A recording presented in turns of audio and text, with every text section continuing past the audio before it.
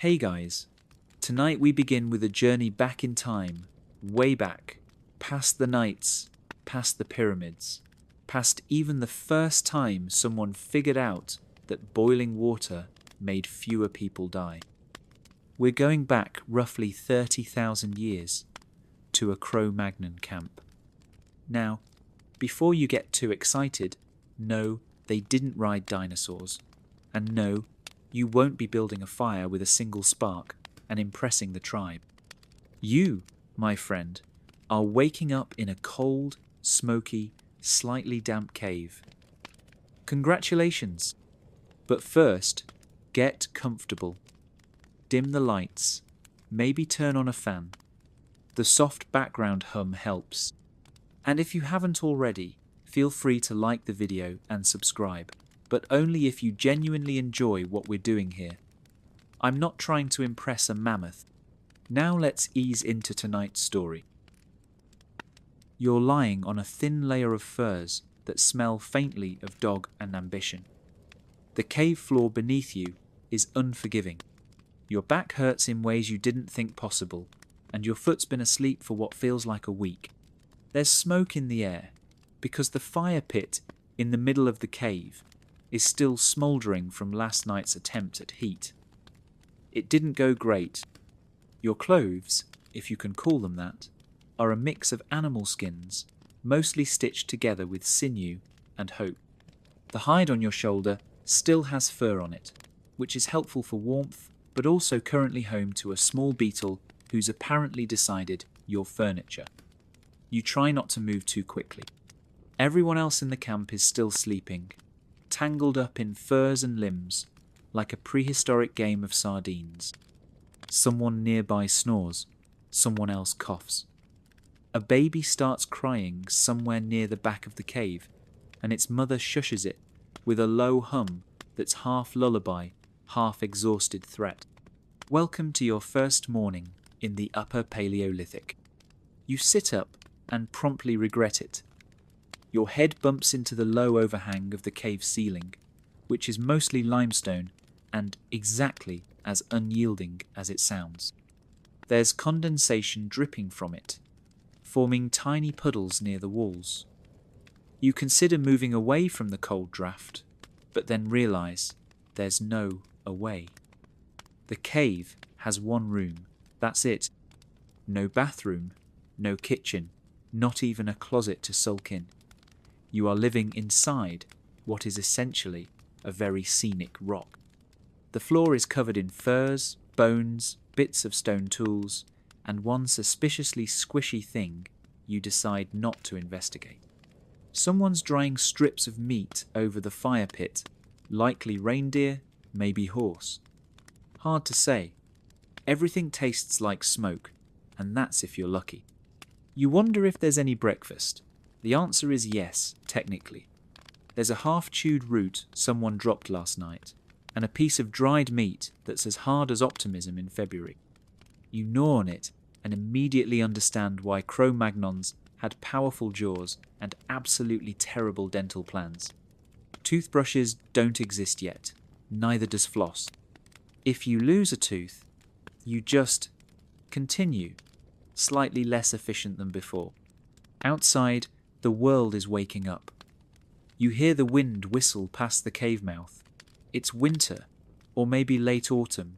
No one's entirely sure. Calendars haven't been invented yet, and time is measured in sunrises, migrations, and how many layers of fur you need to wear to avoid freezing to death. Right now, it's at least 3-layer weather. Someone finally sits up beside you. He's got a tangled beard, a face like a weathered stone, and the kind of casual strength that comes from a life of doing everything the hard way. He grunts. That's the entire conversation. You grunt back, socializing, complete. Soon, the cave fills with quiet motion. Women check the fire, kids scurry to find tools, elders mumble about where the flint went. A teenage boy pokes a spear with practiced indifference while chewing on something you hope is a root. Someone sharpens a scraper, and the sound of stone on stone fills the air like an ancient alarm clock. You're not allowed to stay idle. Everyone works, even the toddlers, even the dogs, who aren't quite pets, but not exactly wolves anymore. They hover near the fire and occasionally get tossed bones. You think about trying to pet one and immediately think better of it. This is not a sit, stay, rollover situation. This is a bite your fingers off and feel nothing situation. Today is a hunting day. You don't know this because anyone told you. You know this because someone tossed a bundle of sticks and sinew at you and pointed to the cave mouth. The universal Cro-Magnon sign for come with us or go hungry. The hunters are already getting ready. They tie furs tighter, adjust leather thongs, and test their spears, which are long, elegant, and terrifyingly sharp. Made of carved wood with flint points, some even tipped with antler or bone. You, meanwhile, are holding a stick that smells faintly of wet fox and has definitely seen better days. Still, you follow the group outside, blinking in the pale light. The sun is low, the air is brittle, and your feet immediately regret everything. Boots aren't really a thing. What you've got are bits of hide wrapped around your legs with cord. Warm, sort of. Waterproof? Absolutely not. The terrain is unforgiving, mostly scrubby grass, patches of snow, and rocks pretending to be dirt. The Cro-Magnons move with quiet grace. You, on the other hand, sound like a drunken deer every time you take a step. One of the hunters turns around, gives you a look that says everything, and then keeps walking. You say nothing. Words are scarce. Energy is precious. Every unnecessary syllable is calories lost. Hours pass like that. Quiet, steady tracking. You don't see animals, you sense them. Broken twigs, droppings, a scuff mark on a tree. You try to spot what the others are seeing, and fail every time. It's like they're tuned into a channel you can't access. One girl, she can't be older than 12, stops suddenly, crouches low, and picks up something invisible from the ground. Then she points. The group splits silently. You're told, by a gesture, to go with the flankers. That means walking wide around the suspected prey to try and scare it toward the waiting spears. You nod, pretending to understand. You trip over a root 5 steps in. By the time you catch up again, it's over. A wild boar lies in the clearing, pierced by 3 spears, and surprisingly little drama. No whooping, no applause. Just the quiet, methodical process of butchering. You try not to gag, you fail again. Eventually, they hand you a leg to carry. It's heavy, it drips. You're now part of the meat transport team. Somehow, this feels like a promotion. The walk back is colder. The adrenaline is gone. Your hands ache. Your back is one argument away from giving up entirely. But the group is calm, almost serene. This is a good day, a successful hunt. Enough food for the next few nights, if stored well and guarded from scavengers. The air smells of blood and wood smoke. The girl who pointed out the boar sings something under her breath. It doesn't sound like a song you know, but it works. Somehow, it works. By the time you return to the cave, the sun is already dipping low. The fire's been fed. The children are playing with bones and shells. Someone is carving a pattern into a piece of mammoth tusk, not for fun, but because stories need a place to live, and they haven't invented books yet. You sit down. You try to stretch. Your legs feel like prehistoric pudding. Dinner is boiled meat, shared in silence. Everyone gets a chunk. The dogs circle closer. One of them growls at you. You take the hint. As night falls, the cave grows warmer, not because the fire is strong, but because bodies are close. Furs are shared. Space is communal.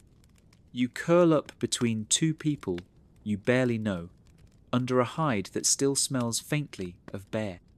You stare at the ceiling, at the flicker of firelight on stone, at a small soot mark that looks suspiciously like a goat.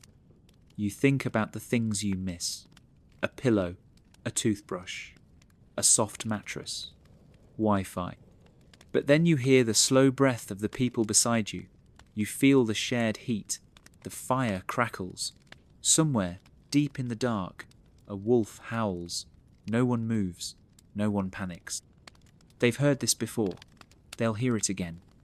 And somehow, despite everything, you feel okay. Not comfortable. Not clean. Not safe, exactly. But human. In a way that's hard to explain. Sleep comes slowly. But when it does, it's real.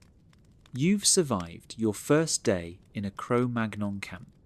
Let's see how you do tomorrow. You wake up because someone steps on your hand. They don't apologize. That's not really a thing here.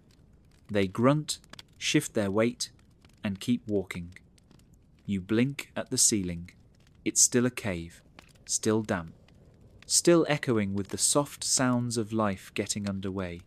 A child cries. Someone sneezes. The fire is nothing but lazy embers, the kind that glow with just enough life to not be dead. Your shoulder is sore, your legs are stiff, and there's something in your hair that probably wasn't there yesterday. Could be moss, could be worse.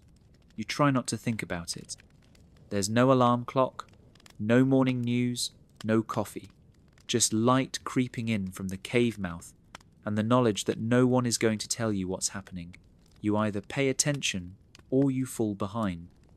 And if you fall behind, well, the Ice Age doesn't do favours. The hunters are already moving. The man from yesterday, the one with the rock for a face and the wordless grunt, hands you a bundle of something leathery and nods toward the exit. That's all the briefing you get. Today's lesson in survival will be taught outdoors. You're going hunting again. This time, the group is bigger. 7 people, give or take, depending on how you count the small teenager with a face like a scowl and a spear longer than his body. Everyone's quiet, no jokes, no chit-chat, just focused, economical movements as they prepare, tying tools to belts, rubbing grease into exposed skin, adjusting furs. You try to copy what they're doing, but it's like watching expert chefs and trying to figure out how to boil water by mimicking their knife grips. You step outside and the air hits you like a slap made of ice. Your breath instantly fogs. The ground is hard, patchy with frost and half-melted snow. Above you, the sky is a dull grey sheet, thick and unmoved. It's going to be a long day.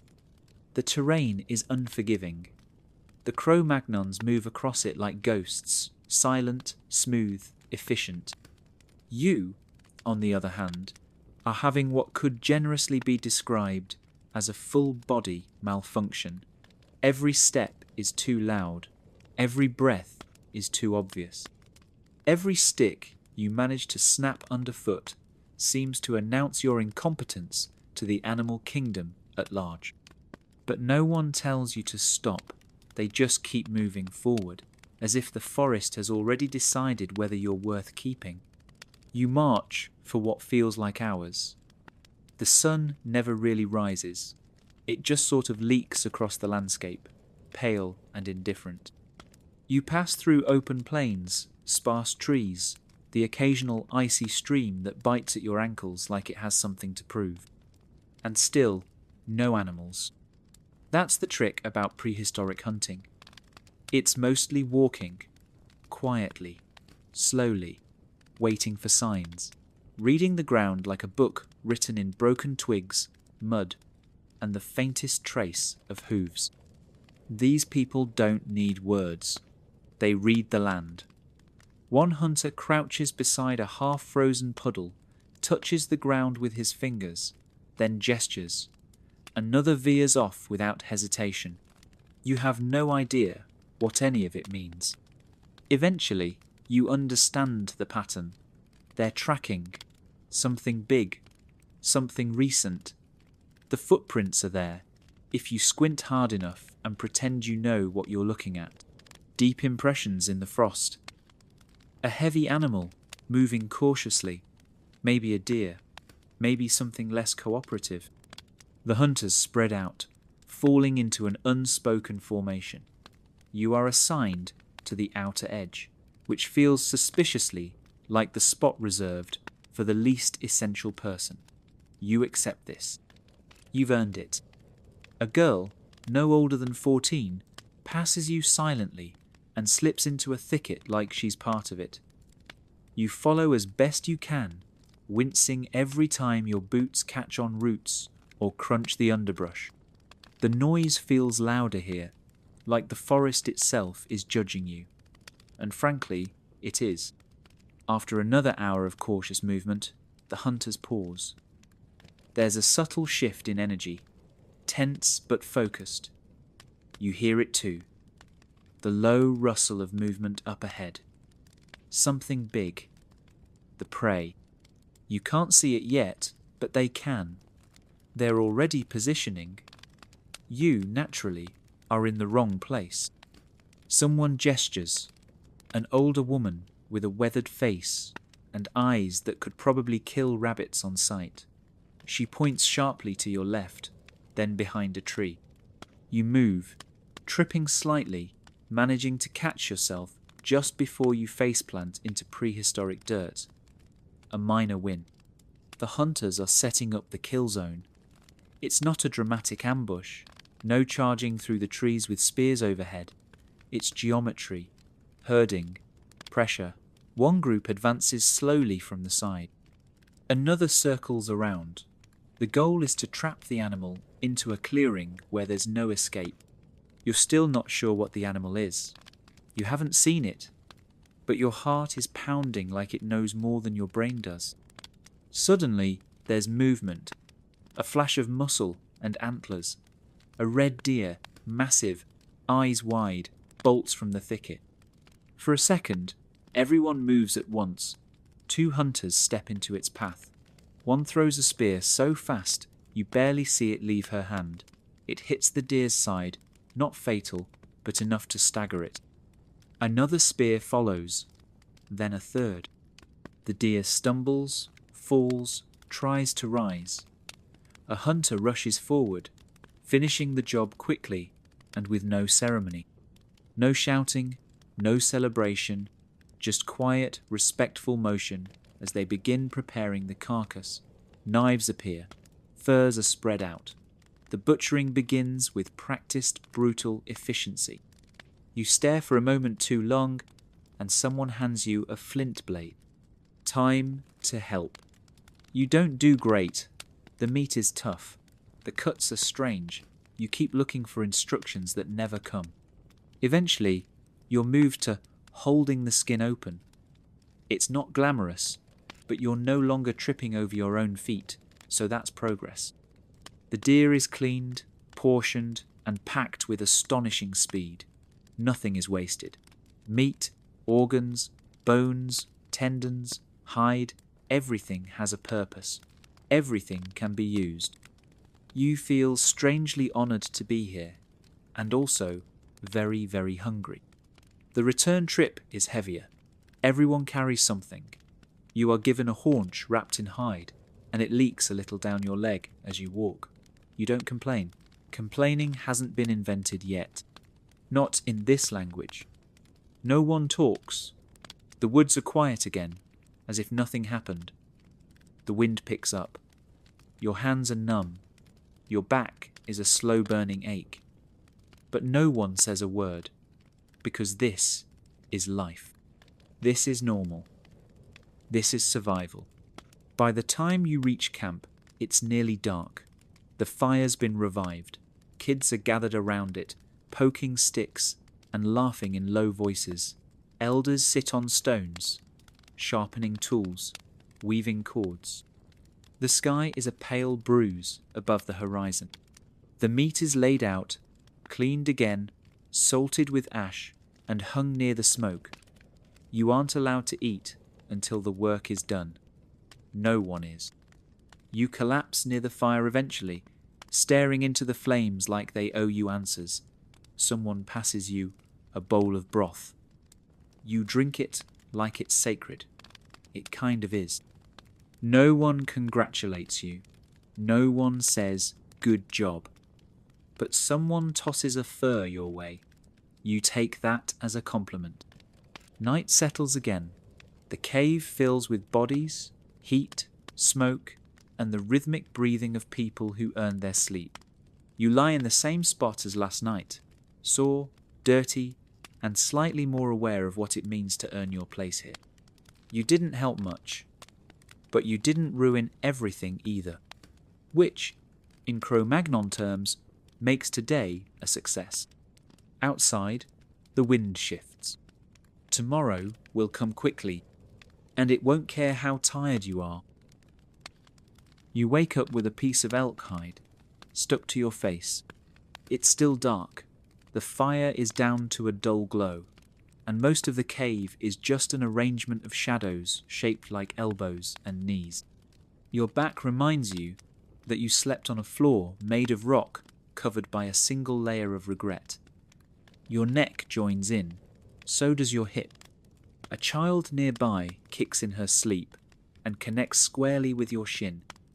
No one notices but you, and that's about right. You're not essential here. You're decorative at best. Like a rock, someone keeps tripping over but hasn't gotten around to moving. Yesterday, you were allowed to carry a haunch of meat back to camp, a solid step up from completely useless. But today, your job will be indoors, or in cave, technically. There are no walls, just people, tools, bones, smoke, and a smell that no amount of fresh air could fully fight. There's no such thing as a day off. If you're breathing, you're expected to do something, and not something cool like drawing on the walls or inventing the wheel. No, today, your job is scraping hides. You're handed a dull flint blade and pointed toward a heap of partially cleaned animal skins. They're damp, smelly, and look like someone tried to wash them with disappointment. You sit on a flat rock, pull a hide across your lap, and begin scraping. It's oddly rhythmic. Pull, scrape, flick. Pull, scrape, flick. Over and over. Occasionally, you hit a stubborn patch of dried fat or fur, and the blade skips, gouging the hide or your thigh. Either way, no one reacts. Around you, the camp is alive in its own quiet way. One woman is shaping a piece of bone into what might be a needle or a tiny weapon. A boy is banging rocks together, trying to make flakes for tools. Someone further back is twisting plant fibers into rope. The old man with the missing eye is staring at the fire like it owes him money. Everyone has a task. Everyone knows how to do theirs. You, notably, do not. A woman nearby glances at your work. She doesn't say anything, but she does take the blade from your hand, sharpen it with a few practice strokes on a stone, and hand it back. Then she returns to her own hide without breaking her rhythm. That was both your performance review and your performance improvement plan. By midday, if you can call it that, since the sun outside is just a brighter kind of grey, you've scraped 6 hides and ruined at least 1.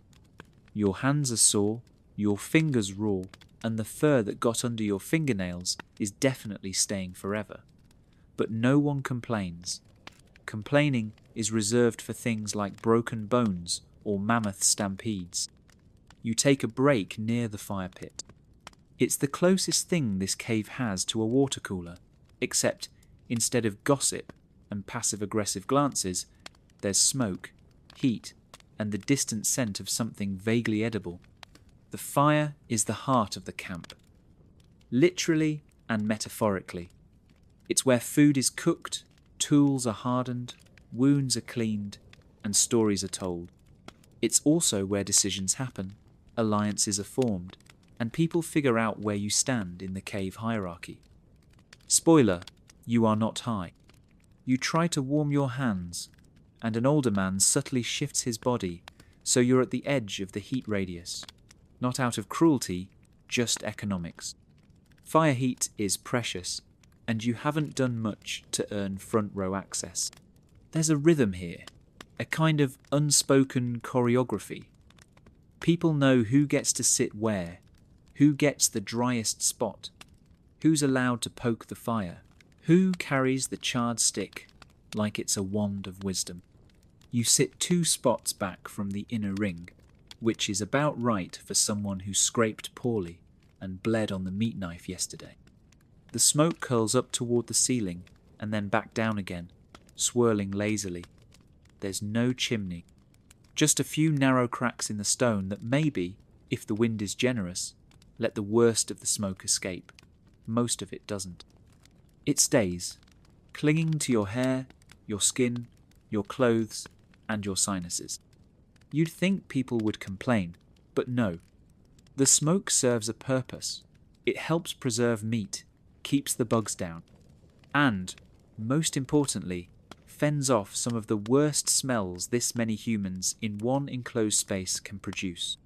Eventually, someone passes you a piece of roasted root. It's hot, starchy, and tastes vaguely like bitter soap.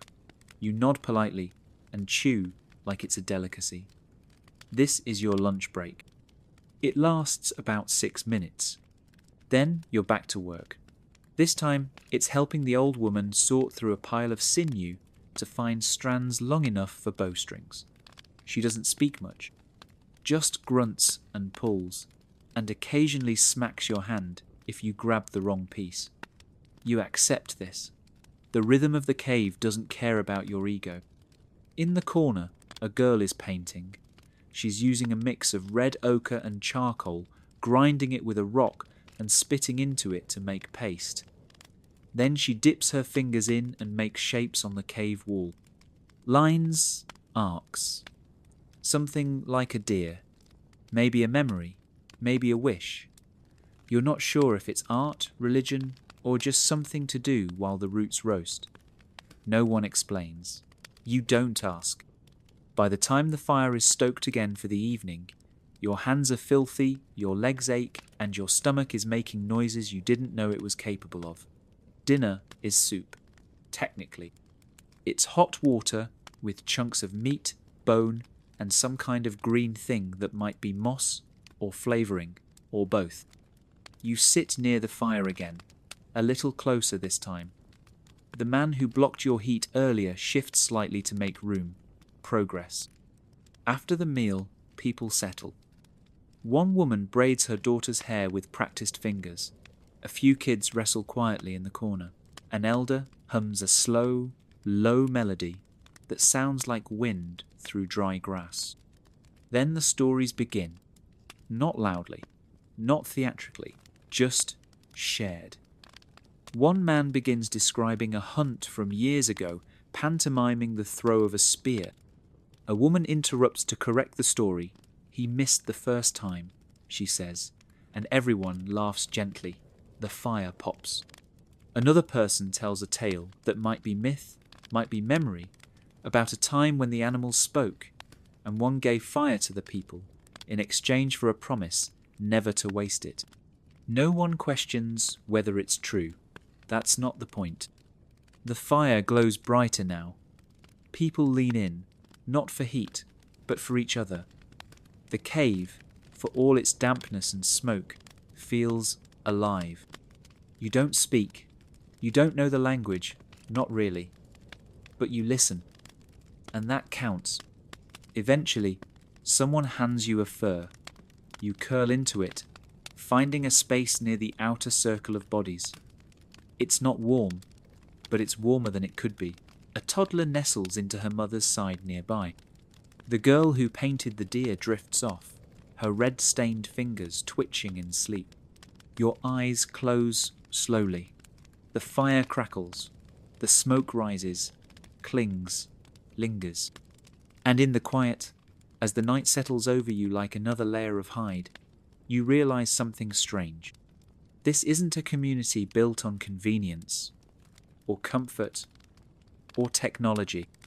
It's built on rhythm, on ritual, on the endless loop of waking, working, feeding the fire, scraping the hide, making the soup, telling the stories.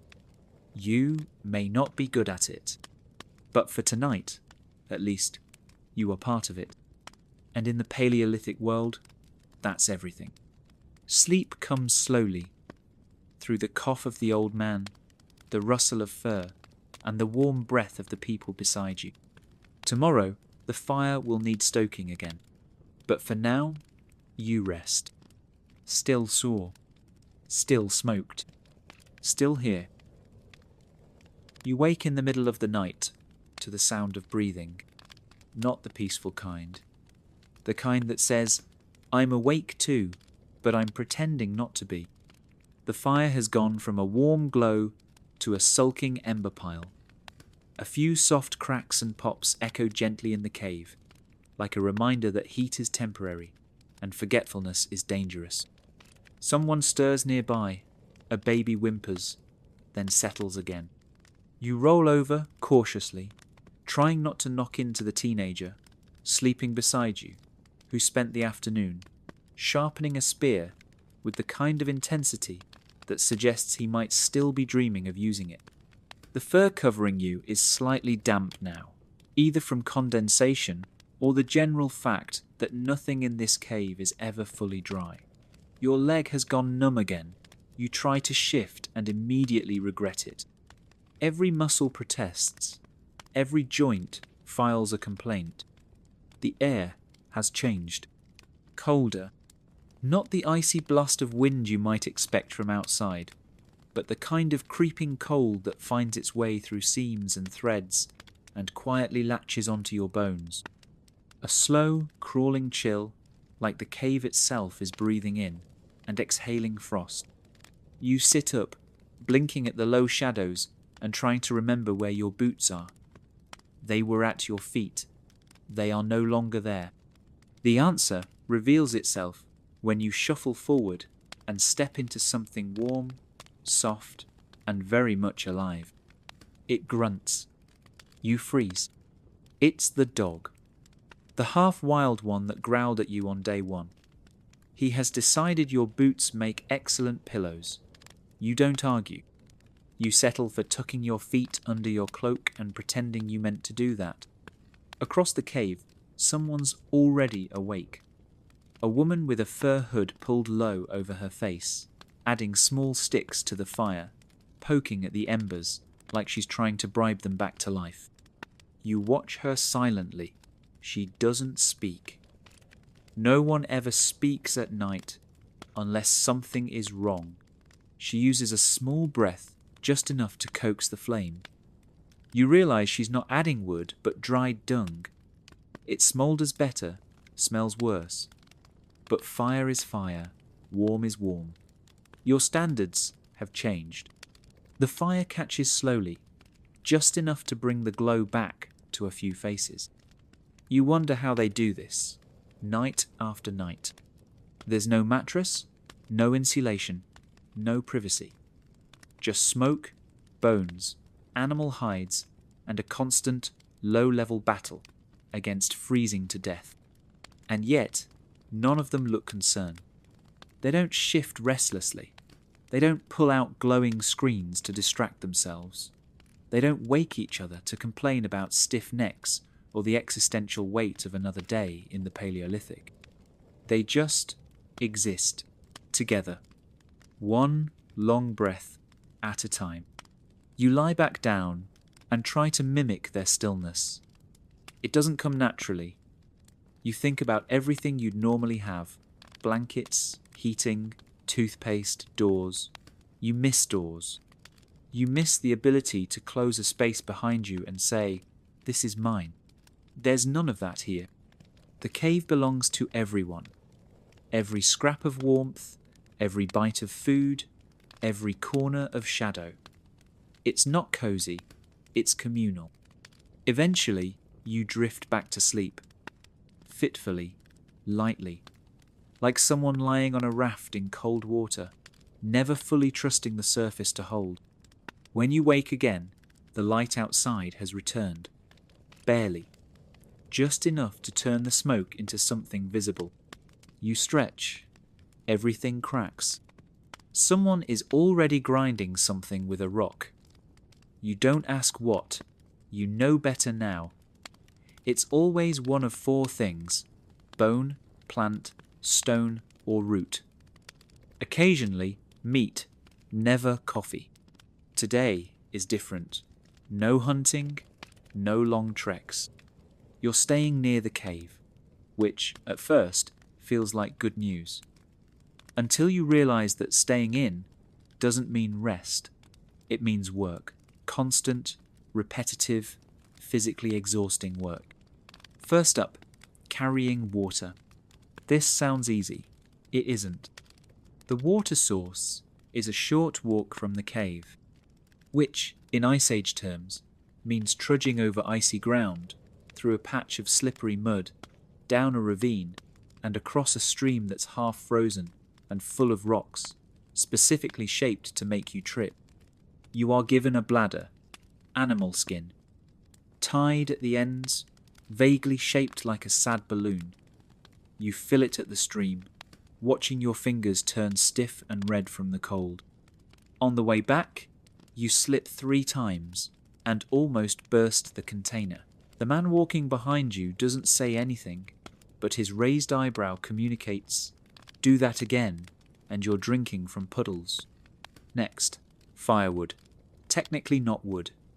More like kindling, dry dung, and anything vaguely flammable. You spend the better part of an hour collecting sticks that would have been kindling 4 weeks ago and are now more like decoration. Still, they burn, barely. That's all anyone cares about. By midday, your arms ache, your feet are soaked, and your stomach feels like it's preparing to eat itself. Lunch is a cold chunk of fat, a scrap of dried root, and something that might have been a berry. You chew slowly and pretend to savour it. That's what everyone else does. You've stopped asking questions. No one's explaining anything, and you've realised that learning here isn't verbal, it's observational. You watch how the kids braid sinew, how the hunters test spear weight by balance alone, how the old woman smells the dried meat before nodding whether it's good. You're slowly being shaped into something useful. But useful isn't comfortable. In the afternoon, it starts to snow. Not a blizzard, just a steady, silent drift of white that settles on your cloak, in your hair, on the edges of the cave. The temperature drops instantly. Someone reinforces the fur at the entrance. A teenage boy patches the top of the hide with a strip of mammoth gut. It works better than you'd expect, also worse than you'd hope. That night, everything is just a little harder. The fire burns faster, the air bites deeper. Even the laughter, yes, there's still laughter, is quieter, more private. You find your spot near the outer ring and try to warm your fingers against a rock someone left near the fire. It's not hot, but it's warmer than your hand. Someone passes you a bowl, a stew of fat boiled root and meat that may have once had a name. You nod your thanks. They nod back. There are no grand speeches here. No one raises a mug and declares victory over another day. They don't need to. The act of being here, still breathing, still moving, still feeding the fire, is enough. But you realize something, sitting there with your cracked hands and wind-burned face. You are not made for this. Not yet. You're soft. You miss things you didn't even appreciate before. Clean socks, walls that don't breathe, food that doesn't come with mystery textures. You're a tourist in resilience. And yet, you're here.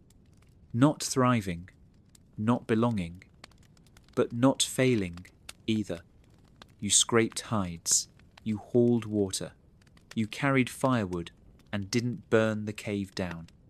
And tonight, when the fire fades and the wind howls and the dog growls at someone too close to the meat stash, you're still here.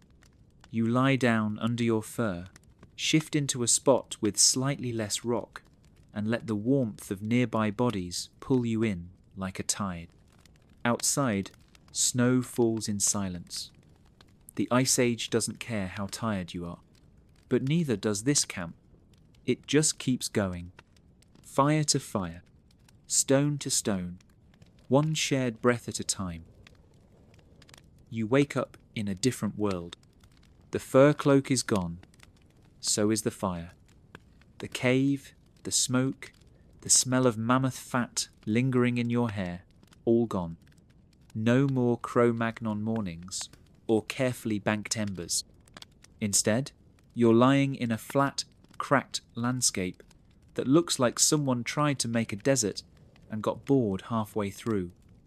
The air is thick and still. The wind has forgotten how to blow.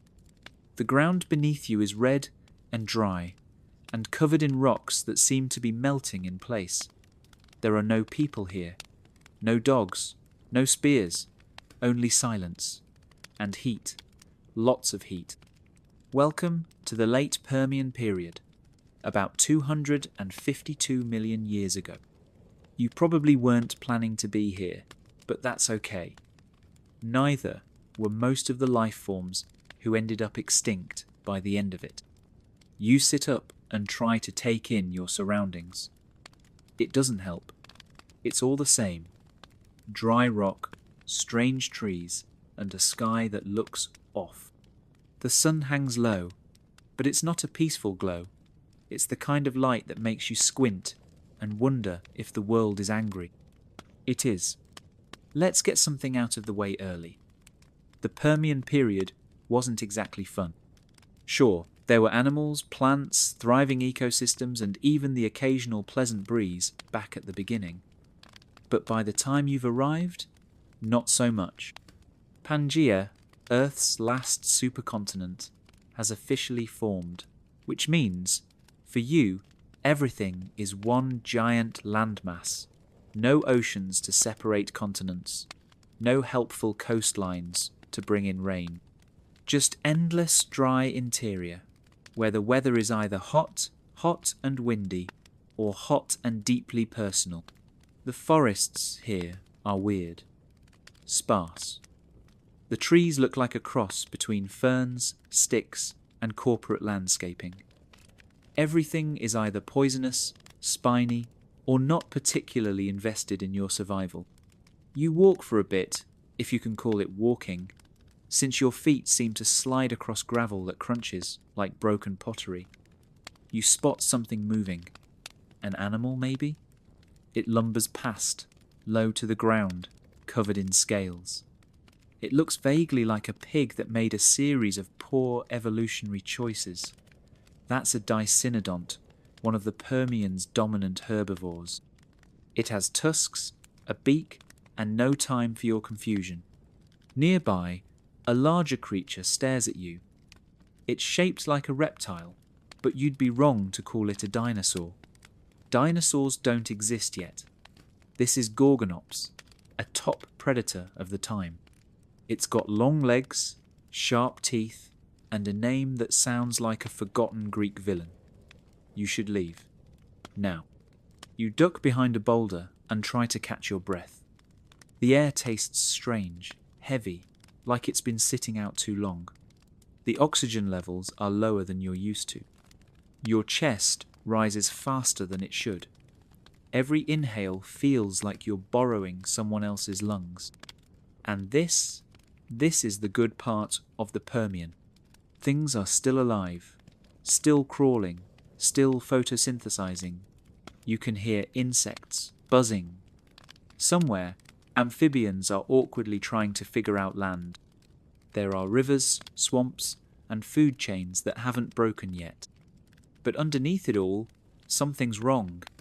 The earth is building up to something. The rocks know it. The wind knows it. You don't, but you will. because soon the volcanoes will start. Not the usual kind, not one eruption here or there that gets a name and its own Wikipedia page. No, this is the Siberian Traps, a region of volcanoes the size of entire countries that are about to erupt for 1 million years straight, give or take. The ground will split. Magma will flood the landscape like it's trying to repaint the planet. Carbon dioxide will pour into the air. Oxygen will disappear. The oceans will go still. And then, things will really start getting unpleasant. But for now, you're still here. You're sweating, confused, sunburned, and probably mildly poisoned by something you touched without realizing it, but alive. You might be a synapsid. You might be a confused, time-traveling mammal. Either way, you're not going to make it. The Permian isn't a place you live through. It's a place you end in. But don't worry, we've still got 3 more parts to get you there. One dust-choked breath at a time. You're still alive, technically, but it's not going great. Your skin feels like it's been wrapped in sandpaper and left in a kiln. The wind doesn't blow, it bakes. The ground is cracked and angry. The Dicynodonts are still ignoring you. The Gorgonops is hopefully somewhere far away, but also probably not. You try to breathe through your nose. It doesn't help. The air is dry, thin, and vaguely burnt. Like someone set the atmosphere to campfire leftovers and forgot to turn it off. Every inhale feels like sipping from a cup of dusty soup. You sit down under what passes for shade. A warped tree with leaves shaped like needles, and the charisma of a houseplant on day 9 of forgetting to water it. It doesn't help much. The sun keeps pressing on your shoulders, like it's trying to pin you down for good. And then, just when you think things couldn't get worse, they do. Because somewhere in what will one day be Siberia, the ground has cracked open. And it won't be closing anytime soon. You can't see it from here, you don't hear it. But the Earth has decided it's time for a little overcorrection. And by little, we mean millions of cubic kilometers of lava slowly pouring across the land like planetary-scale fondue. This is the Siberian Traps, one of the largest volcanic events in Earth's history. And it's not a single explosion, it's a slow-motion catastrophe that just keeps happening every day, every year, for hundreds of thousands of years, possibly over 1 million. If you had a calendar, you'd throw it away. The sky begins to change, slowly, gradually. At first, it's just hazier, then greyer. Then you start seeing clouds that don't belong, red tinges, orange streaks. Sunsets that look like something's on fire, because something is. Volcanic gases are flooding the atmosphere. Carbon dioxide, methane, sulfur dioxide. It's not a cocktail, it's a death sentence. The temperature rises, not all at once, but steadily, relentlessly, like the planet's running a fever that never breaks. You sweat through your weird reptile mammal skin. You pant, you try to find water. The riverbeds are shrinking, the ponds are thick. You drink anyway. Some nights, ash falls like snow. And that's just the land. Meanwhile, the oceans are beginning to die. It starts invisibly. The water warms. The surface stirs less. The deep currents slow. Oxygen stops circulating. Down in the depths, everything starts to suffocate. The bottom of the sea goes anoxic, a polite word for no one's breathing down here anymore. Bacteria thrive. They produce hydrogen sulfide, a gas that kills nearly everything that dares to linger.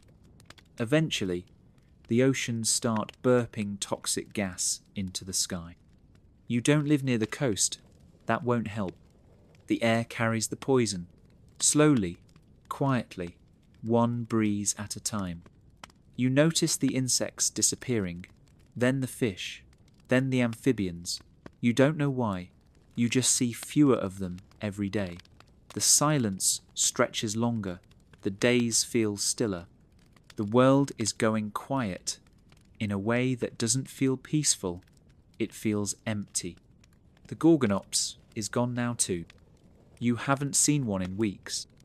You tell yourself that's a good thing. It isn't. It means even the apex predators couldn't hack it. The forests dry out, the soil dies, rain stops being a regular thing and starts showing up only in violent, muddy tantrums. Your food supply shrinks. Your hiding places vanish. You try to migrate, but it's the same in every direction. Cracked earth, dead air, no shade. The earth isn't just changing, it's quitting. And here you are, still wheezing through half-breaths, waiting for the next volcanic belch to drop the temperature by 5 degrees or raise it by 7. Both are bad. There is no good anymore. Only survivable, and slightly less survivable. You curl up under a rock, trying to avoid the heat. It doesn't work. You dream of wetter times, of shallow streams, of shade that meant something. You wake up sweating, coughing, and more alone than before. The Permian has entered its final act, and the curtain is fire. You're not doing great. The air is still thick. The sky is a colour you don't have a name for. Somewhere in the distance, the last tree you recognised just gave up and fell over. And you've changed. You're no longer a confused, half-wild synapsid, dodging gorgonopsids and sunstroke. You've evolved, backwards, somehow. Congratulations, you are now an amphibian. Specifically, a temnospondyle. You look like someone crossed a salamander with a crocodile, gave up on symmetry, and added extra jaw. Your body is long, your legs are stubby. You live in water, mostly, which is great, except the water is not. You spend your days lying half submerged in what used to be a freshwater stream and is now more like hot soup with a pH problem. You open your eyes and they sting. You close them and you miss the moment the surface ripples with something that wants to eat you. Life is slow. Your heart rate is low. Your thoughts are even lower. You don't know that the oceans have lost their oxygen. You don't know that methane is seeping out of the seafloor like Earth is venting bad decisions from a previous life. You don't know that above you, mammals are failing, reptiles are flailing, and the sky has turned into a greenhouse with the windows jammed shut. You only know the water tastes worse every day. Sometimes the pond you live in foams. Sometimes the surface goes still and the fish float sideways for a while before disappearing. You don't ask questions. You're an amphibian now. Questions are a luxury you lost with your last evolutionary upgrade. You try to crawl out of the water. It's worse on land. The soil is dry and hard, and whatever grew here last year is now a fossil in training. You drag yourself forward, hoping for shade. Instead, you find a pile of bones, a dicynodont, probably, or something that used to eat them. Either way, no one claimed the remains. You lie next to it and try not to die too quickly. It's a losing battle. Your kind was once everywhere, dominating the swamps, swimming through ancient rivers, burping near ferns and pretending not to notice the insects the size of frisbees. Now, you're one of the last. The water doesn't carry oxygen anymore. The algae have given up. The bacteria are winning. The deeper waters are a killing field now, dark, silent, and full of hydrogen sulfide. Anything that swims too deep comes up slow, or doesn't come up at all. The land isn't better. It's hotter, drier, unstable. Volcanoes still spit fire somewhere out of view, pumping gases into a sky that's been on the verge of collapse for a while now. The forests are thin. The prey animals are thinner. You close your eyes. It doesn't matter. Within the next few thousand years, which, in Permian time, is about the length of a long nap, you'll be gone. So will 90% of all marine species, 70% of land vertebrates. Entire families of insects, plants, coral, fungi, all erased.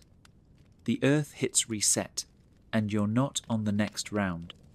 There are no heroic last stands, no triumphant farewells. You just stop, and the rock you curled up next to takes your shape and holds it long after your bones dissolve. Your legacy is a fossil, if you're lucky, a few sediment layers of regret, a ripple in the carbon cycle. Maybe 252 million years from now, a paleontologist with an aching back and a questionable grant will dust you off, squint at your jaw, and say, "Huh, haven't seen one of these in a while." But by then, the Earth will have moved on. New continents, new oceans, new creatures. Some of them might even call themselves dinosaurs. But that's a future you don't get to meet. You've lived through the Permian.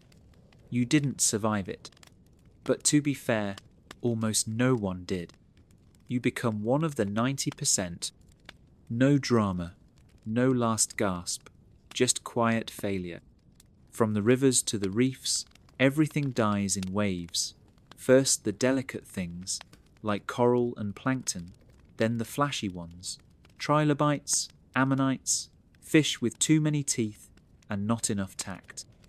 The apex predators vanish next. Not with a fight, just with a shrug. The food chain collapses and takes them down like a poorly built tower. You don't notice most of it. You were already gone. But the Earth notices. For a while, it just sits there, smouldering, a miserable, wheezing planet wrapped in smoke and silence. The forests have burned, or dried out, or crumbled into ash. The oceans burp poison. The land is cracked, steaming, empty. And, in the middle of it all, fungi bloom. It's their time now. With plants mostly gone, and animal corpses stacked into every crevice of the biosphere, the fungi take over. Spores spread through the air like fine, choking dust. They rot everything that can still be rotted. They grow across the bones of what used to crawl and swim and hunt and build nests. The Earth becomes a fungal after-party no one wanted to attend. No birds, no insects, just decomposition, quiet, efficient, thorough. And then, slowly, it stops being the end.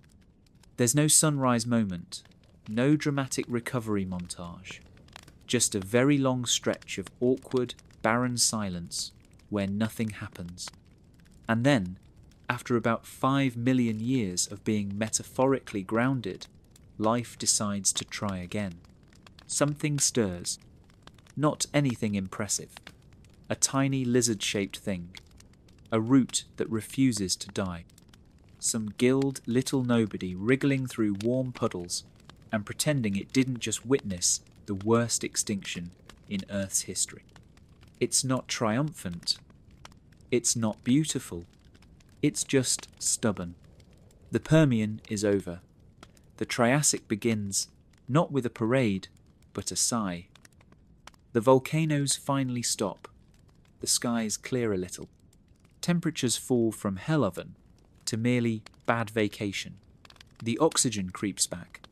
The water remembers how to breathe. And what's left?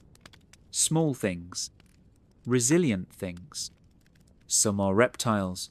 Some are proto-mammals. Some are too weird to name. They inch forward into the silence, blinking at the emptiness and quietly laying claim to it. You, of course, are still dead. but something vaguely related to you, distant cousin, evolutionary neighbour, shared jawline kind of thing, keeps going. That's how life works. Not by saving the best, just by saving the ones who are lucky and small and not too picky about lunch. Eventually, the world gets interesting again. Plants come back, slowly, then forests, then bugs that don't require entire swamps to thrive. Amphibians, though fewer, take a second shot. Reptiles branch out like they've got something to prove. And somewhere, quietly, without fanfare, dinosaurs show up. They're nothing special at first, just lanky little things with too many toes and not enough sense. But give it time, they'll figure it out. The Earth, despite everything, moves forward. But the scar remains. In the rocks, in the carbon, in the broken lineages, and empty spaces where whole worlds used to be. The Great Dying, they'll call it one day.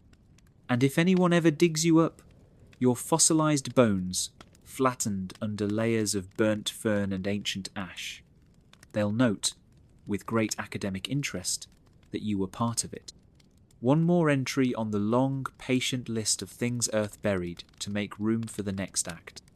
You didn't survive, but something did, and it's still crawling.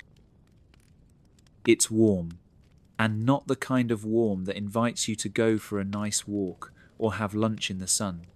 It's damp, sticky, heavy air that clings to your skin and wraps around your lungs like a moist towel. The kind of air that makes you feel like you're being gently cooked, slowly, from the inside. Breathing is easy, too easy, in fact. The oxygen level is nearly 35%. Every breath feels like you're high on mountain air, but without the mountains. Or safety, or joy. You're standing in a forest, sort of. There are no flowers, no pine trees, just towering plants that look like someone told a group of ferns to try harder. The trees are spongy, thick, and mostly hollow, like damp tubes stacked toward the sky. You brush against one, and it oozes slightly. You pretend not to notice. Everything around you is some shade of green, brown, or was that moving? The ground is soft, not like moss, more like sponge cake that's been left outside in the rain for too long. You step, and your foot sinks slightly. It makes a noise that feels deeply personal. There's water everywhere, but not in the helpful way. No rivers, no lakes. Just pools, bogs, and puddles that have no bottom and no business being that colour. You look around. You see something moving. Then you realise everything is moving. A dragonfly glides past your head. It's the size of a dinner plate. Its wings buzz with a frequency that seems to bypass your ears and head straight into your spine. It doesn't care about you. Nothing here does. You are not special in the Carboniferous. You are just meat with legs. Barely. From the shadows, a millipede crawls into view. It's the size of a small dog. Long, black, armoured, and in absolutely no rush. It moves with the confidence of something that knows it's been around longer than you and will be here long after. It doesn't even look at you. You step aside instinctively. It wouldn't hurt you, probably, unless it wanted to. The trees hiss gently. Or maybe that's the air moving through the leaves. Or maybe that's another bug you haven't seen yet. It's hard to say. The line between plant and animal is blurry here. Everything is pulsing, breathing, growing, including the log you were just about to sit on. It's not a log, it's a giant amphibian. It opens one eye, stares at you, and blinks slowly, like it's deciding whether or not you're food. You walk away. Every step is a decision. Forward, but carefully. The ground could be stable, or it could be a trap. The plant you're pushing aside could be harmless, or it could be a carnivorous moss that's having a bad day. No one gives you instructions. This isn't a guided tour. This is the Carboniferous. You're here, and everything wants you to know it. The soundscape is unlike anything you've heard before. No birds, no mammals. Just the rustle of leaves, the low hum of insect wings, and the distant splash of something falling into something else. Possibly on purpose, possibly not. The atmosphere is charged, not with electricity, but with presence.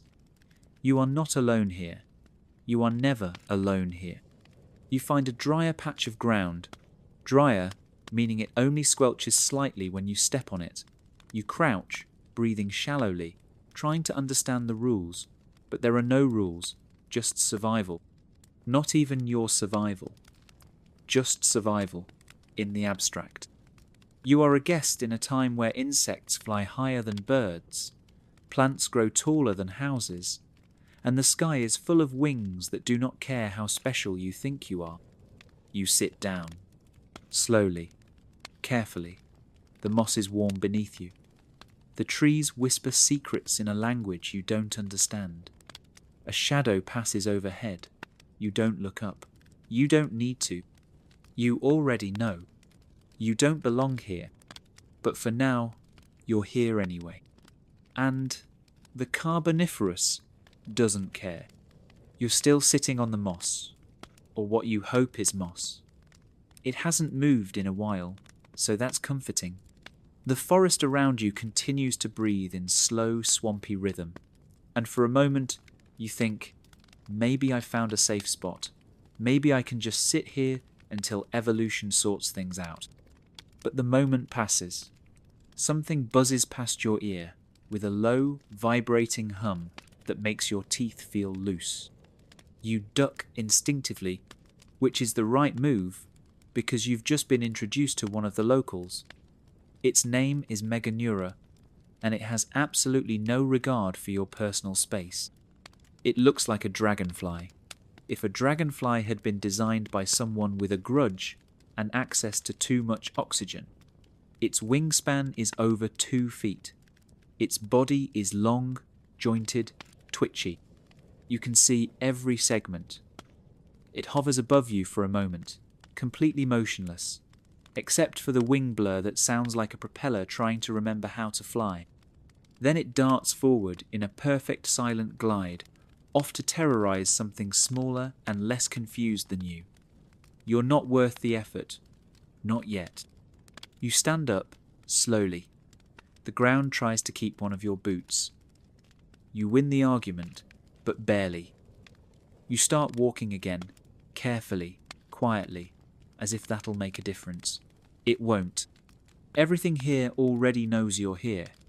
The trick is pretending it doesn't. In the shadows near a cluster of club moss trees, something shifts. You freeze. A shape emerges, low to the ground, thick legs, heavy claws, eyes that reflect light just wrong. It's not a reptile, not a mammal. It's something in between, and it looks like it could chase you, but honestly, it doesn't have to. You're not hard to catch. You back away, slowly, respectfully, into another clearing where the buzzing grows louder. There are more Meganeura now, 4 of them, maybe 5. It's hard to count when they're moving like they're glitching through the air. You watch one settle on a low tree trunk, its wings still vibrating even at rest. It stares at you, blankly. You stare back, mutual confusion. Then you hear a new sound. It's less of a buzz and more of a click, like armor flexing, or someone snapping their fingers inside a metal pipe. You turn.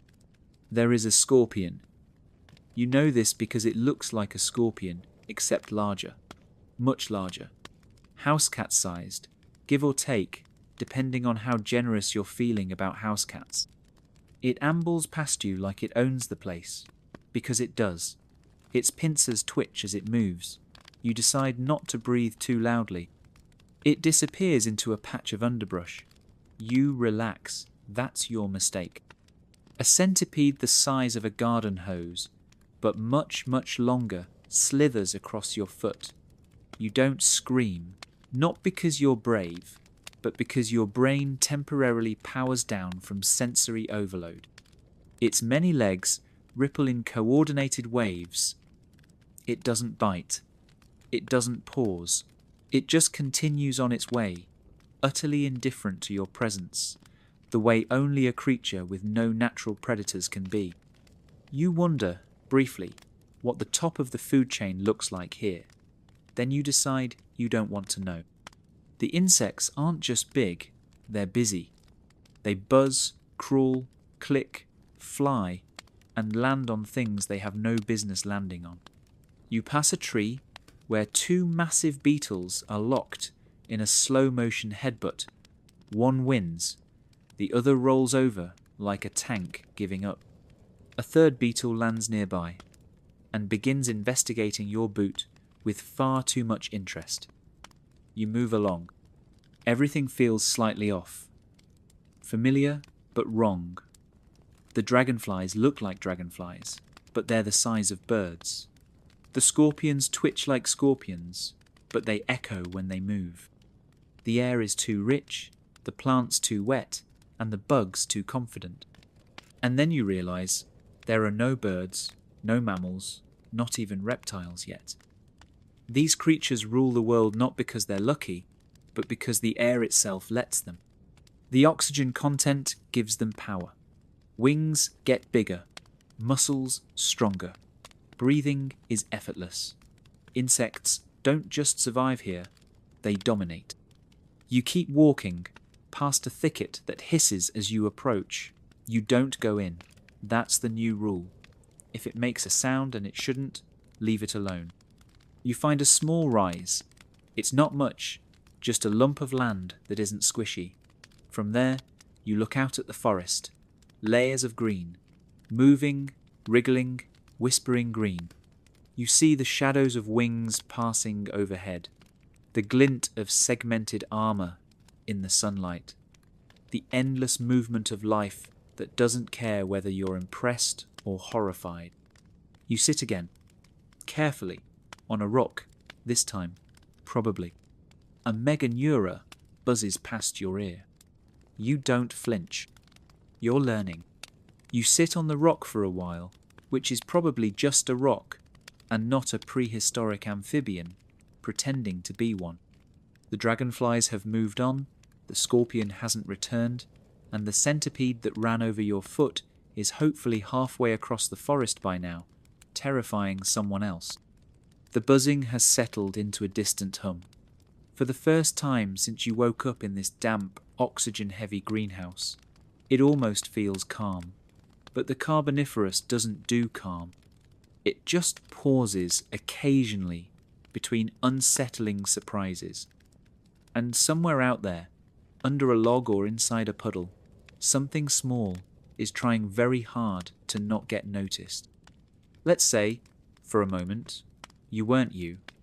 Let's say you were smaller, much smaller, something soft-bodied, 4 inches long, give or take, with legs that don't work well on slippery bark, and a survival instinct that mostly involves staying very, very still. Congratulations. You are now one of the early tetrapods, amphibians, that have just figured out how to wobble their way onto land. You are damp, you are confused, and you are absolutely on every predator's lunch menu. Your day begins under a log. That's the safest place. It's dark, it's humid, and it smells like every leaf that ever died. Above you, the forest is alive with motion, but you don't care. You're trying not to breathe too loud. Your skin needs moisture, so you can't stray far from water. You also can't stay too close to it, because that's where the bigger amphibians hang out. They're not friendly. You're technically the same species, but that's not going to stop them from swallowing you in 2 bites. 1, if they're in a rush. Your vision is limited. Your hearing is worse. But you can feel vibrations. That's how you know something is coming. You don't know what it is. You just know it's heavier than you and not moving like a friend. You flatten yourself against the ground. You blend in. You hope. The predator passes. Maybe it's a giant spider. Maybe it's one of those armor-plated fish that somehow still exist. Maybe it's a juvenile dragonfly with a bad attitude. Doesn't matter. It's gone. You're not dead. You take this as a win. You venture out from under the log. Slowly, the sun, or what passes for it, filters down through the fern canopy in hazy green rays. Everything smells like moss and rot and wet bark. The air is heavy, thick, buzzing faintly with life. You need to find something to eat, which means something smaller than you. There's not much. A grub, a soft worm, maybe a smaller amphibian who's even worse at hiding than you are. You don't have the luxury of morals. You're a 4-inch meat tube in a world of monsters. You take what you can get. The act of eating feels like a military operation. Grab, gulp, flee. You don't linger. Ever. Lingering is for apex predators, and you are not one of those. As you skitter over a patch of damp stone, a shadow passes overhead. You freeze. Instinct kicks in. Flatten. Stillness. Hope. The shadow lingers, then disappears. You don't know what it was. You don't need to. Anything that casts a shadow that large is too big for you to understand. You dive back under the log, you stay there. Time passes strangely. There are no seasons here, in the way you know them, just cycles of damp and slightly less damp. The forest pulses with growth. You shed your skin. You try not to die. You watch others fail at both. You aren't alone under the log. There are others like you, smaller, slower. Some of them aren't moving anymore. You don't look too closely. You don't make eye contact. Eye contact is how you get challenged. Or eaten. You sleep when it's safe, which is almost never. You don't dream. You don't know how. Outside, something screams. Not a loud scream. Just a high, sharp note, some soft creature ending its day early. You flinch. It doesn't matter how many times you hear it. That sound always lands in the same place, your spine. You wonder what it would be like to be something else.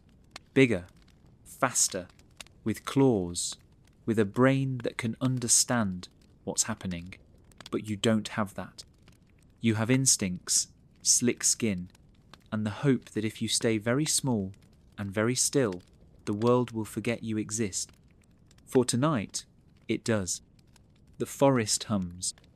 The shadows pass. You are still here. For now. You stay under the log until the shadows grow long and the air feels heavier, quieter.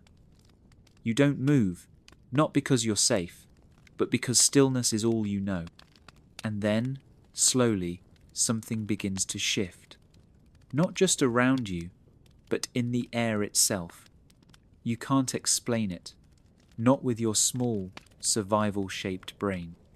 But if you were someone else, someone watching from a few million years away, you'd know the Carboniferous is ending, and the world is about to change. It doesn't happen all at once. Nothing here ever does. But the air, the very thing that made all of this possible, starts to lose its edge. Oxygen levels begin to drop. Not dramatically, just enough to tip the balance. Enough that wings get a little heavier. Enough that breathing becomes just a bit harder. Meganeura, the airborne tyrants of the swamps, start flying lower, slower. They don't disappear overnight, but they're no longer impossible. And that's all it takes. The swamps begin to shrink. Slowly, relentlessly. The great tropical wetlands that stretched across continents dry out, patch by patch. Ferns wilt. Spore-heavy forests recede. Trees adapt or die. The land starts to crack in places where it once oozed, and the creatures that thrived in constant dampness, giant arthropods, amphibians the size of sofas, Plants that needed 1,000 gallons of moisture just to think begin to struggle. You're not a giant insect. You never were. But you feel it. The world is getting tighter, hungrier, less forgiving. The buzz is still there, but it's thinner now, stretched like old rope. The dragonflies are fewer, the scorpions smaller, the centipedes less ambitious. For the first time in tens of millions of years, there's space for something else. The air doesn't feel like soup anymore, just thick air, still breathable, still damp, but not the same. A dragonfly lands near you, its wings dull with age. It twitches, tries to take off, fails, and settles again. You don't flinch. You both know it's over. Above you, the forest canopy breaks. Gaps where trees have fallen and not grown back. Openings where something new might rise. Something smaller, faster, different. You feel it in your skin, in your bones. Evolution doesn't shout. It whispers. Around you, amphibians are changing shape. Legs getting longer. Skulls shifting. Lungs improving. Some grow tougher. Some crawl a little farther from water. Some blink up at the changing sky and don't immediately die. Not progress, exactly. Just persistence with better odds. And while all of this unfolds, the giants fade. Not in fire, not in chaos, just in silence. A slow, vanishing act, wings left in the mud, exoskeletons turning brittle in the sun. One by one, they bow out, not with drama, but with inevitability. The great insects never go completely away. Their descendants will crawl, fly, burrow, sting. They'll adapt, they'll shrink. But the era of the oversized is closing. The swamp no longer belongs to them. You move through what's left. The ground is harder now, the air cooler. You find a dry patch of earth where once there was water. You don't know what it means, but you feel exposed. Far off, a new kind of shadow moves through the ferns, smaller than the giants, but sharper. A different kind of limb, a more deliberate way of walking.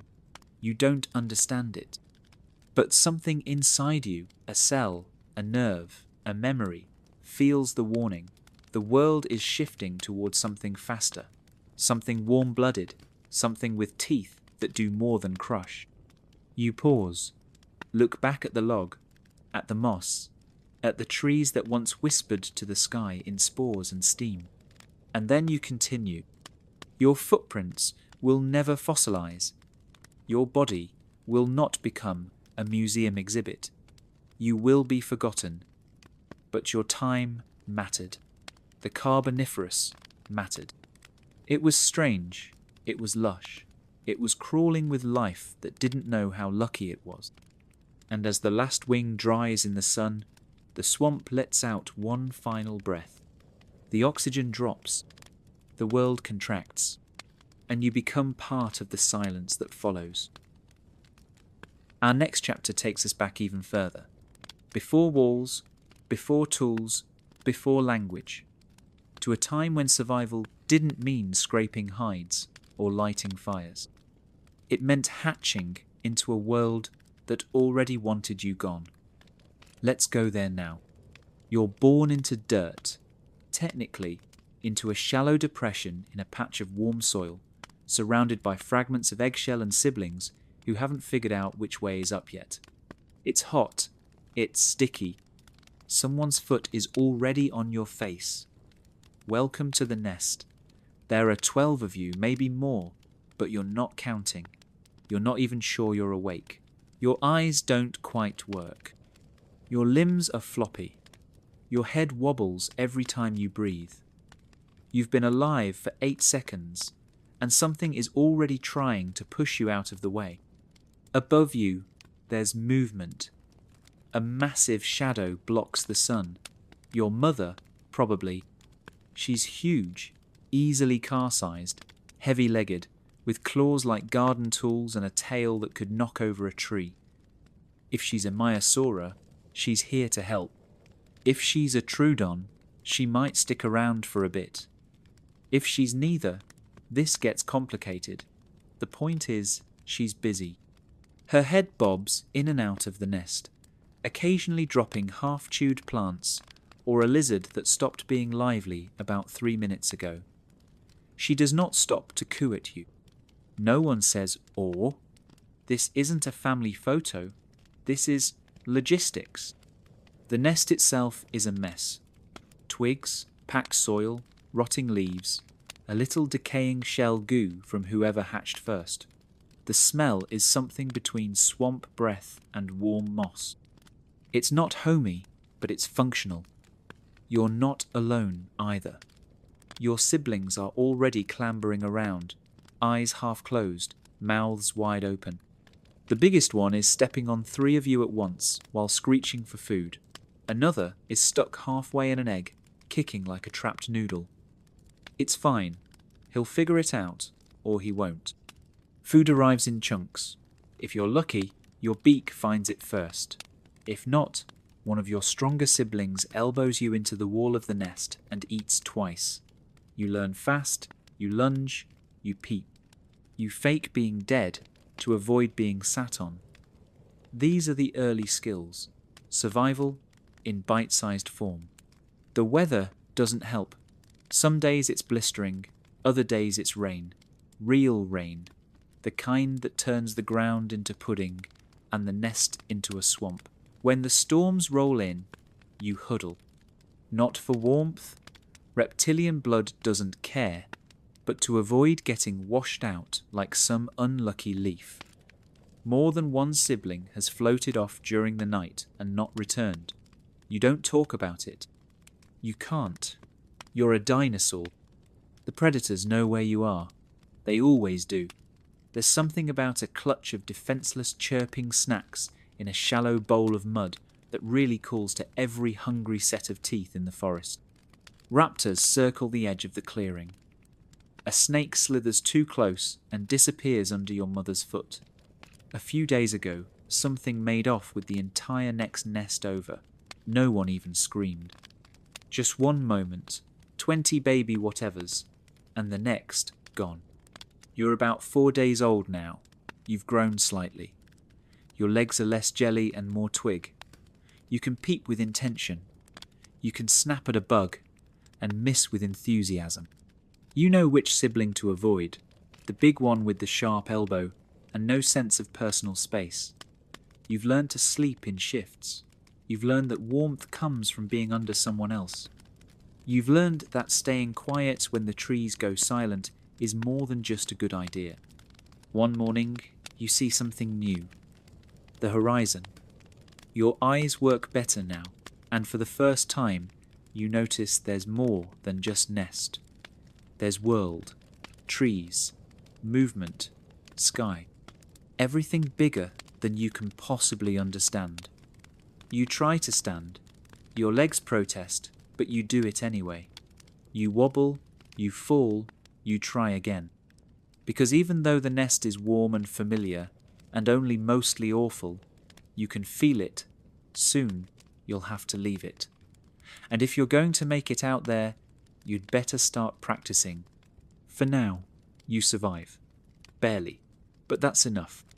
In a world full of teeth, talons, storms, floods, and siblings who steal your lunch, just making it through your first week is practically a miracle. You're a baby dinosaur, and you're still here. For now, you've made it a week, which, in nest time, is roughly equivalent to a decade. You can stand now. You can peep with authority. You can even run a few wobbly steps before tripping over your own tail. Your feathers, if you have them, are starting to look less like damp fuzz and more like something you might be able to fly with someday. Probably not, but it's nice to dream. You've survived egg goo, stampede siblings, 1 bad rainstorm, and at least 3 hungry glances from something in the bushes. That's worth celebrating. Quietly. Preferably under a leaf. But don't get too comfortable, because now comes the real test. Staying alive while everyone around you is also trying to stay alive, and sometimes that means stealing your breakfast. Everyone is hungry, all the time. Your siblings are growing fast, and their stomachs seem to be evolving ahead of the rest of them. The moment anything edible enters the nest, bug, root, chewed lizard tail, it's a frenzy. Screeching, biting, flailing, and usually one of you ends up with the prize, while the rest get stepped on. Your strategy is simple. Don't be in the middle. Let the brave ones go first. Let the strong ones fight over it, then swoop in like a feathery thief when the dust settles. It works exactly twice. Then the others catch on. One of your older siblings, Big Left Claw, as you've come to think of him, has developed a charming habit of hoarding food. He gets to it first, plants a foot on it, and hisses at anything that gets too close. You've tried the innocent bystander routine. You've tried flanking. Once, you even tried teamwork with another small sibling. That ended in betrayal, as she distracted him while you approached the food, and then she ate it herself. Lesson learned, trust no one. Your mother still visits. Sometimes. She brings food when she can, but she's not your personal chef. She's got other nests to check, predators to intimidate, and possibly a short attention span. She drops off a lump of half-digested something, nudges the dirt around the eggshells, and leaves again, tail swaying, like she knows you'll never appreciate her enough. She's right. And just in case food scarcity wasn't fun enough, you're not the only species interested in this nest. Predators are always watching. Always. The nest is like a glowing beacon for every hungry carnivore within sniffing range. Sometimes it's a raptor slinking through the ferns.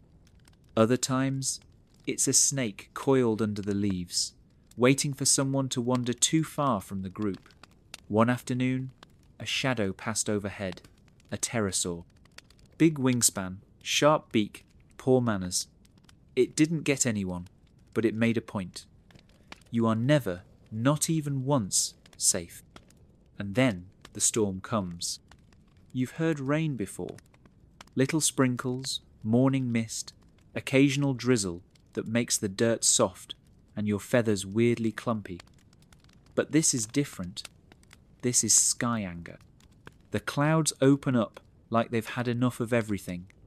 And suddenly, the nest isn't a nest anymore. It's a bathtub.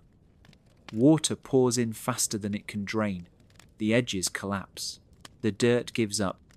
Your siblings scramble, trying to stay afloat, trying to climb each other, trying not to get swept down the shallow slope where the mud has turned into a stream. You manage to wedge yourself under a half-buried piece of eggshell and cling to a root with 3 toes and a lot of desperate hope. You watch 2 siblings slide past you, peeping in panic. One gets stuck in a tangle of weeds, the other disappears into the reeds below. When the rain finally stops, the nest is smaller, quieter. You don't count, but you know. Fewer feathers, fewer peeps. You sleep that night in a heap of wet, shivering bodies. It's not warm, but it's warmer than being alone. You've lost track of days now. Time is measured in food scraps, lightning flashes, and which direction the shadow moves across the trees. The survivors are stronger, leaner, faster. You're one of them, but only just. You're starting to see bones beneath the feathers, sinew, muscle. Your legs work. Your vision is sharper. You can spot a bug from 20 feet and catch it if you move fast enough. You've learned that peeping doesn't always mean, feed me. Sometimes it means, duck now, or incoming disaster. Your instincts are sharpening. You're no longer just surviving the nest.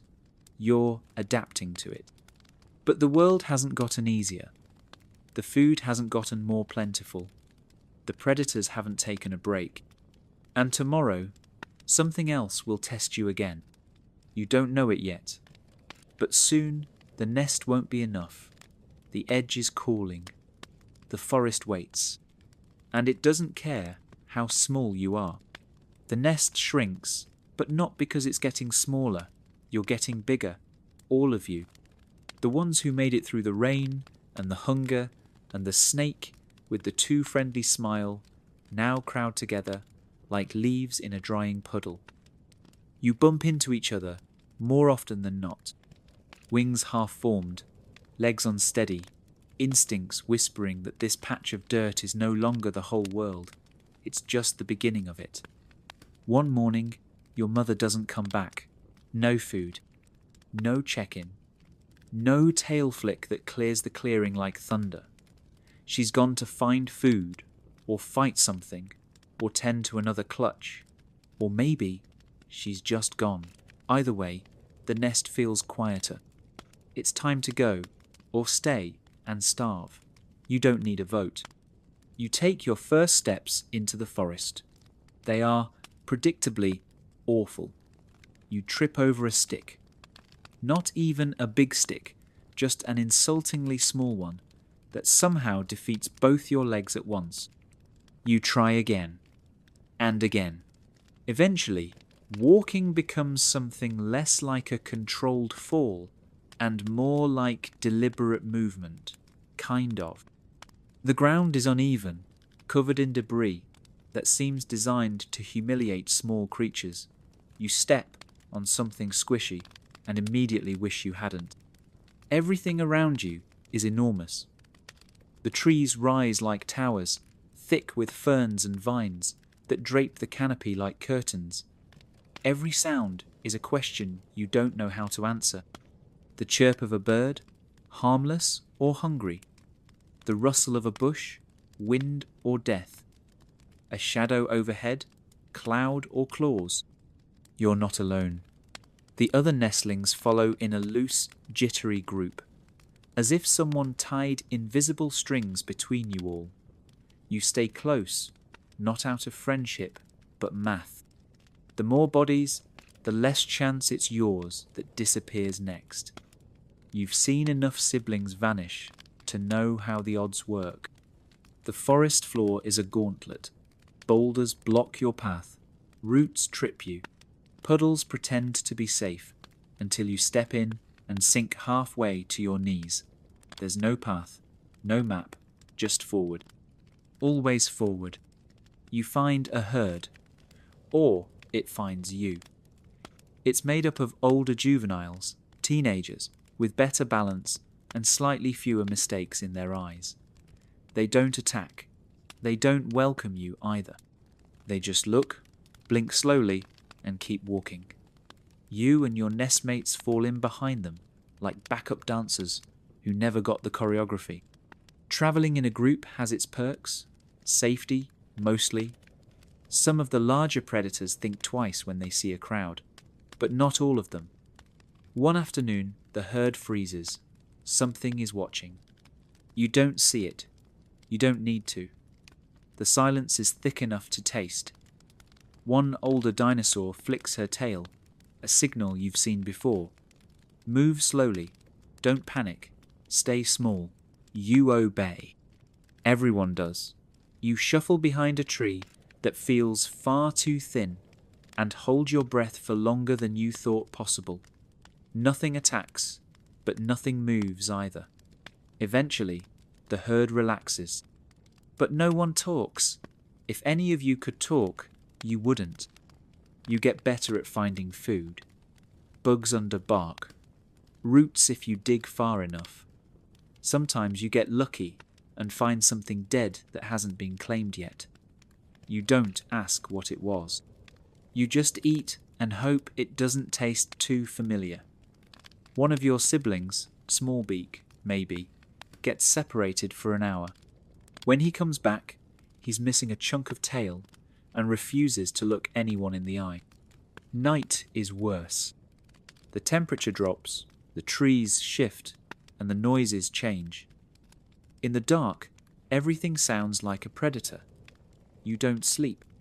You rest with one eye open and your legs half curled beneath you, ready to run. But run where? Everything's still too big. Every bush could hide teeth. Every shadow could hold claws. You start to learn the terrain, not in names, but in muscle memory. The creek with the crooked log. The patch of mushrooms no one touches. The rock that looks like a sleeping sauropod and scares you every time. These become your landmarks, your boundaries, your version of control in a world that clearly doesn't care if you make it or not. You still trip, you still panic, but you also survive, and every day you do, the forest becomes slightly less terrifying. Not because it's safer, but because you're getting faster. Smaller than everything, but not helpless, not anymore. You're learning to vanish when needed, to freeze when something sniffs the air, to move when the birds go quiet. You're not bold, you're not strong, but you're very, very good at hiding. And in this world, that counts. You've been hiding for so long, it's starting to feel like a strategy. Your legs work now, your hearing's better. You can tell the difference between a predator's growl and the sound of a branch cracking under its own weight. Not that it matters, you run either way. You're no longer the smallest in the group. Some of your early nestmates didn't make it past the second week. Others disappeared in the night, taken or lost or just gone, the way things go in a forest that's more trap than habitat. But you're still here, still ducking, still weaving, still occasionally running full speed into tree trunks because your eyes are better but not perfect. And now, something strange is happening. You're growing, fast. It doesn't feel gradual. 1 week, you can hide under a log. The next, you don't fit anymore. Your legs stretch out like they're trying to escape your body. Your tail gets longer, heavier. You trip over it at least 3 times a day. Your feathers, or scales, or both, come in thicker, tougher. You go from looking like a confused feather duster to something vaguely competent. You still panic at the sound of rustling grass, but now you panic with power. Your appetite increases, which is saying something, because it was already ridiculous. Now you eat constantly, anything, bugs, plants, unfortunate reptiles that don't move fast enough. You discover preferences. Mushrooms make you dizzy. Grubs are great if you don't think too hard about texture. You get good at stealing food from the smaller ones without making enemies of the bigger ones. Social climbing, but with more drool. Somewhere around the 3-month mark, you have your first real fight. It's short, clumsy, mostly screaming and neck pushing, but it teaches you something important. You can win. Not easily. Not always. But you're no longer automatically at the bottom. You're in the middle now, maybe a little higher. You've outgrown your helplessness. You've outlived your luck. You also start to notice how few of you are left. The group shrinks, slowly, then suddenly. The older juveniles split off. A few vanish without a sound. Others fall to things you only glimpse between trees, eyes, teeth, movement. You stop naming the ones you lose. You stop looking for them. You learn to keep your circle small and your feet ready. The weather changes. Again. It's colder now. Nights stretch longer. Rain turns to fog. The forest floor crunches under your feet, and the canopy thins enough that you start seeing stars. You don't know what stars are, but you recognize them. Markers of time, of survival, of how many nights you've made it through since the nest. You're bigger now than you ever imagined you'd be. Not fully grown, not by a long shot, but big enough to make some predators think twice. You carry yourself differently. You don't sprint at every sound. Sometimes you investigate, you test the air, you make decisions. You still mess up. You take the wrong path. You eat something bitter and spend the next hour regretting every decision you've ever made. You get scratched up in a chase that wasn't worth it. You fall in a river and barely drag yourself out. You almost trust another dinosaur and learn quickly why that was a mistake. Growth doesn't mean wisdom, but you learn fast.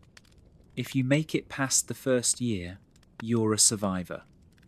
That's the benchmark. Few do, most don't. The world doesn't reward effort, it rewards adaptation. You've earned your place through instinct, reaction, and a growing sense of where not to be. You see adults now, real ones, giants with scars and missing teeth, tails thick as tree trunks, eyes that don't blink until they need to. They move with a kind of deliberate weight, like they know they've earned every step. You watch them, you follow, from a distance. You imitate the way they pause at clearings, how they angle their heads to listen, how they breathe in long and slow before deciding whether to keep walking. You're not one of them yet, but you're closer than you were. You're not just surviving anymore, you're participating. You don't rule this world, no one does, but you understand it now. You speak its language, in movement, in stillness, in choosing your battles and your hiding spots with equal care. And when something new rustles in the brush, you don't panic, you pause, you weigh the risk. Then, quietly, you vanish into the ferns and keep going.